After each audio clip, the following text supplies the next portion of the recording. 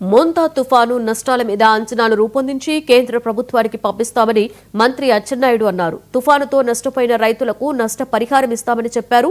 భూముల రీసర్వే వలన లేని సమస్యలు క్రియేట్ అయ్యాయని, మరలా డిజిటల్ సర్వేకు జిల్లా కలెక్టర్ ఆదేశాలు ఇచ్చామని వెల్లడించారు. ఎక్కడ కూడా ప్రాణ నష్టం జరగకుండా, ఆస్తి నష్టం జరగకుండా సమర్థవంతంగా పనిచేశారు. అందరికీ ప్రభుత్వం తరఫున అభినందనలు కూడా తెలియజేయడం జరిగింది. దాదాపుగా 12,500 మందికి 461 పునరావాస కేంద్రాలకు తీసుకొచ్చాం. దీనివల్ల ప్రాణ నష్టం బాగా తగ్గింది. ఎప్పుడూ ఏ ప్రభుత్వం ఇవ్వని విధంగా పునరావాస కేంద్రం నుంచి వెళ్ళేటప్పుడే ఒక వ్యక్తికి కానీ ఒక కుటుంబానికి కానీ 3,000 రూపాయలు, 25 కేజీలు బియ్యం, నిత్యావసర సరుకులన్నీ కూడా పంపించాం.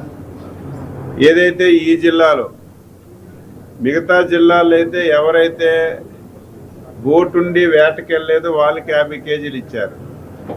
మన జిల్లాలో తీరం దాటింది కాబట్టి మత్స్యకారులందరికీ కూడా 50 కేజీల చొప్పున బియ్యం, నిత్యావసర సరుకులు ఇచ్చాం.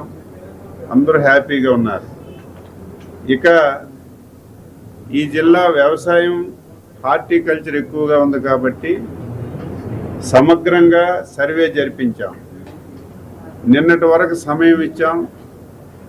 ప్రతి గ్రామానికి, ప్రతి రైతు దగ్గరికి వెళ్ళి ఇటు వ్యవసాయం కానీ, హార్టికల్చర్ కానీ, ఫిషరీస్ చెరువులు కానీ ఏవైతే మొన్న తుఫాన్లో